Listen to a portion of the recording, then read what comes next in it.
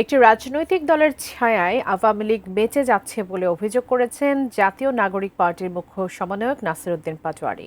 মে দিবস উপলক্ষে রাজধানীর বাংলা মোটরে এনসিপির কেন্দ্র কার্যালয়ে এক আলোচনা সভায় দলটির যুগ্ম আহ্বায়ক সারওয়ার তুষার নির্বাচন কমিশনের নিরপেক্ষতা নিয়ে প্রশ্ন তোলেন। মাহাদি সিকান্দারের রিপোর্টে বিস্তারিত।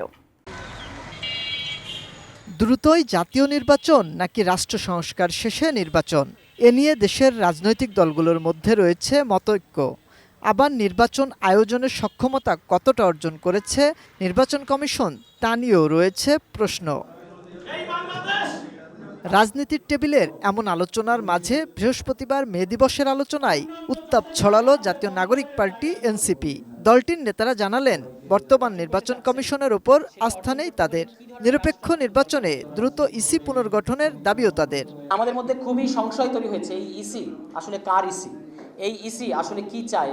এই ইসি দ্বারা বাংলাদেশের ন্যূনতম বাংলাদেশের স্ট্যান্ডার্ডে যে ধরনের সুষ্ঠু নির্বাচন ইতিহাস আছে অতীতে, সে ধরনের একটা নির্বাচন করা যাবে কিনা, এটা নিয়ে আমাদের প্রশ্ন তৈরি হয়েছে।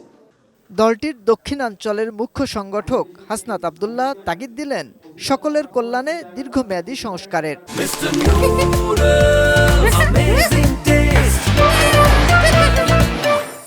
আমাদের সংস্কারগুলো যেন সুদূর প্রসারী হয়ে থাকে, যেটি আমাদের দল মত নির্বিশেষে রাষ্ট্রের জন্য যেন কল্যাণ হয়। শুধুমাত্র কোন সংস্কারে আমাদের দল বেনিফিটেড হবে, যে সংস্কার দিয়ে শুধুমাত্র আমরা এই ক্ষমতার বৈতরণীকে অবতীর্ণ হতে পারবো, এটার দিকে যেন আমরা মনোযোগী না হই। এনসিপির মুখ্য সমন্বয়ক নাসির উদ্দিন পাটোয়ারি বলেন, প্রশাসনের সহযোগিতা পাওয়া যাচ্ছে না, বিভিন্ন স্থানে তার দলের নেতাকর্মীরা হামলার শিকার হচ্ছেন।